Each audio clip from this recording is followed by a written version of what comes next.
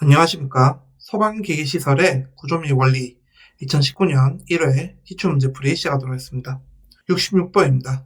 한론 소화 설비에서 국소 방출 방식의 경우 한론 소화 약제의 양을 상출하는 식은 다음과 같다. 여기서 A는 무엇을 의미하는가? 단, 가연물이 비산할 우려가 있는 경우로 가정한다 라고 나와 있습니다. 그래서 여기 Q는 X 빼기 Y AA라고 나와 있고요. 이 식에서 묻는 것은 이 A에 관련된 개념을 묻고 있습니다. 우선은 한론 소화 설비에서 이제 소화약제를 산출해내는 무슨 방식이냐? 국소 방출 방식이라고 합니다. 네. 즉, 전역과 이제 반대편에 있는 전역과 국소는 다르게 식을 구해낸다는 것을 여러분들 알 수 있을 것이고요. 이 국소와 전역 방출 방식의 소화약제 구하는 방식은 실기에서 여러분들이 정말 많이 풀 예정이기 때문에 이 식은 반드시 기억해 줄 수 있도록 합니다. 지금 같은 경우는 그냥 식에 각 기호별 의미를 묻고 있지만 여러분들 실기에 들어가면 실제 치수를 넣어서 구하는 과정까지 거칠 예정이기 때문에 실기까지 고려하고 있는 수험자는 반드시 이 식을 기억해 줄 수 있도록 합니다. 그래서 국소 방출 방식이 뭐냐? 국소는 일부, 그 불난 일부에만 이제 방출하는 방식을 국소라고 얘기를 하고요. 전체, 그 공간 전체에 방출하는 것을 전역이라고 얘기를 합니다. 그래서 국소 같은 경우에는 이제 적혀있겠지만 한 번 더 적어보자면 X 빼기 Y, A 라는 식을 사용을 하고요. 여기서 Q는 약제의 양입니다. 약제의 양. 그리고 X와 Y는 약제별 수치입니다. 그래서 여러분들 이제 실기에 들어가면 이 약제별 수치는 보통 이제 문제에서 주어지는 편이므로 너무 깊게 생각하실 필요가 없고요. 네, 식은 이렇게 되어 있고요. 손자 A는 방호 대상물 주위에 설치된 벽 면적 합계를 얘기합니다. 왜 주위에 벽을 설치해야 되냐? 여기 보면 가로되어 있고 단 가연물이 비산할 우려가 있는 경우라고 되어 있습니다. 비산이 뭐냐? 비산은 흙 날리는 것을 이제 비산이라고 얘기를 합니다. 흙 날리는 거. 해서 가벼워서 이제 날릴 수 있는 경우에 이제 이 식을 사용하는 것이고요. 그래서 날리면 위험하기 때문에 주위에 벽을 설치해주는 것입니다. 그래서 소문자 A는 방호 대상물 주위에 설치된 벽 면적 합계를 얘기하는 것이고요. 이제 묻고 있는 이 대문자 A 같은 경우에는 방호 공간, 즉 방호 공간이 무엇이냐? 안전을 위해서 이렇게 막아둡니다. 안전을 위해서 이렇게 막아둘 때 그 막아두는 공간을 방호 공간이라고 얘기하고요. 방호 공간의 벽 면적 합계를 의미합니다. 이 대문자 A 같은 경우. 그래서 이에 해당하는 것은 보기 4번이 정답이 되는 것입니다. 다시 한 번 더 전달을 하자면 실기에 굉장히 빈번하게 나오는 문제이기 때문에 사실 실기 같은 경우에는 CBT가 아니죠. 필답형이고 기출 비중이 각 문제마다 다르기 때문에 굉장히 중요한 파트이기 때문에 이 식 반드시 기억해 줄 수 있도록 합니다. 정답은 4번이고요. 다음 내려놓아 보도록 하겠습니다. 72번입니다. 다음 중 스프링클러 설비와 비교하여 물 분무 소화 설비의 장점으로 옳지 않은 것은 이라는 문제고요. 여기서 물 분무 같은 경우에는 미세한 입자를 얘기하는 거죠. 미세한 입자. 분무기라고 생각하면 되겠죠. 분무기 뿌렸을 때 나오는 형태를 물 분무 소화 설비라고 하고요. 물 분무 소화 설비의 장점이라고 하면 자동은 아닙니다. 가장 큰 장점은 전기 설비에 사용할 수 있다는 것입니다. 전기 설비에 사용 가능.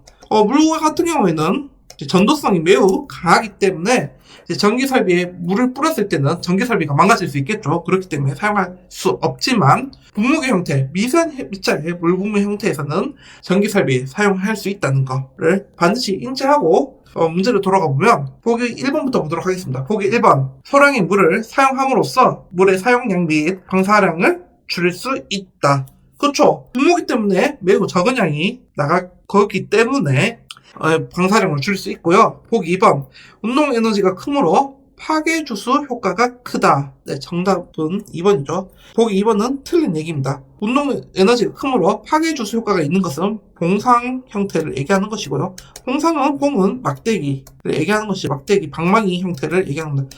즉 제일 흔하게 볼 수 있는 건 우리가 엄청 쏟아지는 소나기 있죠. 소나기가 엄청 세게 내렸을 때 지금 우리 눈에도 굉장히 빗방울이 굵고 크다는 것을 볼 수 있었을 것입니다. 그런 형태의 물방울을 봉상이라고 얘기를 하고요. 이제 미분모 같은 경우는 미세한 입자이기 때문에 사실 운동 에너지가 거의 없다고 보면 됩니다. 그렇기 때문에 전혀 틀린 얘기이기 때문에 보기 2번이 정답이고요. 보기 3번도 마저 보도록 하겠습니다. 전기 절연성이 높아서 고압통, 전기기기 화재에도 안전하게 사용할 수 있다. 네, 선생님 얘기했죠. 물분모 같은 경우는 전기설비 사용 가능하다는 거. 왜냐면 미세한 입자이기 때문에 미세한 입자는 이제 전도성이 없다고 합니다. 그래서 전기 전도성이 없어서 전기설비 사용할 수 있다는 거 기억해주면 될 것 같고요. 네, 여기서 절연성이 높다고 나오죠. 전도성이랑 반대되는 얘기죠. 절연성은 전기가 통하지 않는 정도를 전기 절연성이라고 얘기를 하고, 전기 전도성은 전기가 잘 통하는 양을 전도성이라고 얘기를 하죠. 네, 반드시 기억할 수 있도록 합니다. 용어도 같이.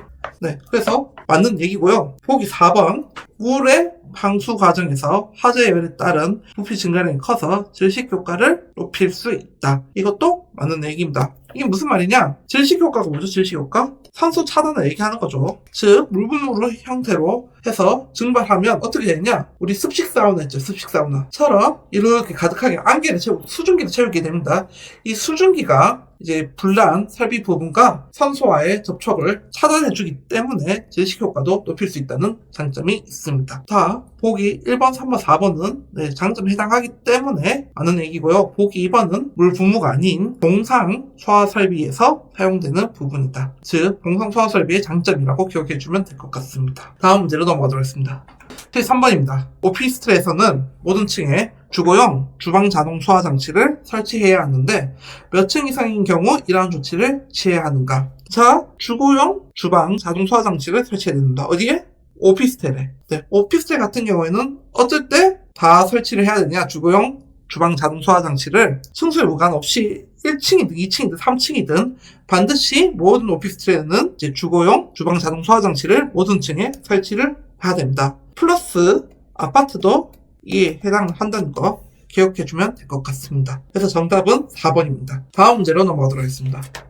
78번입니다. 층수가 10층인 일반 창고에 습식 폐쇄형 스프링클러 헤드가 설치되어 있다면 이 설비에 필요한 수온의 양은 얼마 이상이어야 하는가? 단, 이 창고는 특수 가연물을 저장, 취급하지 않는 일반 물품을 적용하고 헤드가 가장 많이 설치된 층은 8층으로서 40개가 설치되어 있다. 참 문제가 길죠? 네, 소방기기 시설의 구조및 원리에 관련된 기계 전공 복기라고 보통 줄여서 얘기를 하죠. 네, 문제 특징이라고 할 수 있죠. 그냥 중요 단어만 기억해주면 될 것 같습니다. 중요 단어가 뭐냐? 우선은 무엇을 구해야 됩니까? 습식 폐쇄형 스프링클러 헤드의 수온의 양을 구하는 문제죠. 근데 조건이 뭡니까? 조건은 층수가 10층인 일반 창고라고 얘기를 합니다. 여기가 장소이고요. 그래서 설치 장소에 따른 이제 기준 개수가 필요합니다. 기준 개수.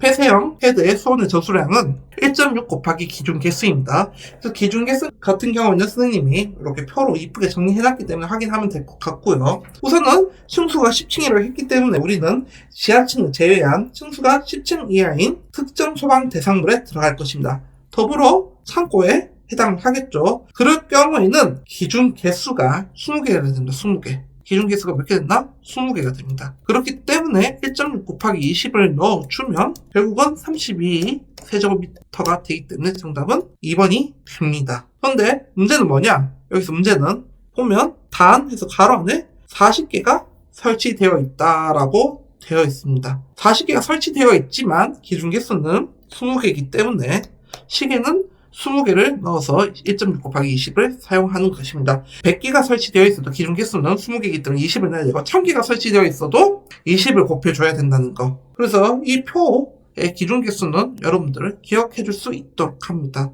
이 문제 같은 경우에도 여러분들이 너무 번거로워 할 수 있겠지만 실기에 문제에 나오는 문제 중에 하나이기 때문에 피해갈 수 없기 때문에 이렇게 폐쇄형 스프링클러 헤드는 제 10층 이하 일반 창고에서는 기준 개수가 20개라는 거 반드시 기억해 줄 수 있도록 합니다. 더불어서 이제 특수가연물을 저장 취급하지 않는 경우에 20개고요. 이제 취급하면 또 30개로 늘어납니다. 그래서 이렇게 설명 듣는 것보다 선생님이 적어놓은 해석 표를 보면서 조금 풀이를 보시면 조금 더 이해가 수월할 것입니다. 반드시 볼 수 있도록 합니다. 다음 문제로 넘어가도록 하겠습니다. 80번입니다. 다음 중 옥내 소화전의 배관 등에 대한 설치 방법으로 옳지 않은 것은 자, 옥내 소화전의 배관에 대해서 묻고 있고요. 보기 보도록 하겠습니다. 보기 1번 펌프의 토출 측 주 배관의 구경은 평균 유속을 5m/s가 되도록 설치하였다. 네, 1번부터 정답이네요. 틀린 얘기고요. 토출 측 주 배관의 구경은 평균 유속 기준이 몇이냐? 4m/s입니다.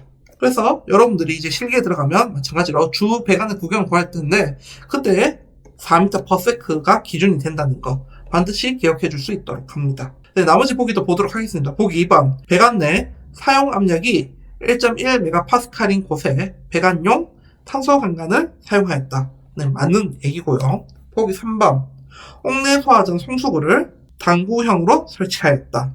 이것도 맞는 얘기입니다. 보기 4번 송수구로부터 주배관을 이르는 연결 배관에는 개폐 밸브를 설치하지 않았다. 네, 이것도 맞는 얘기입니다.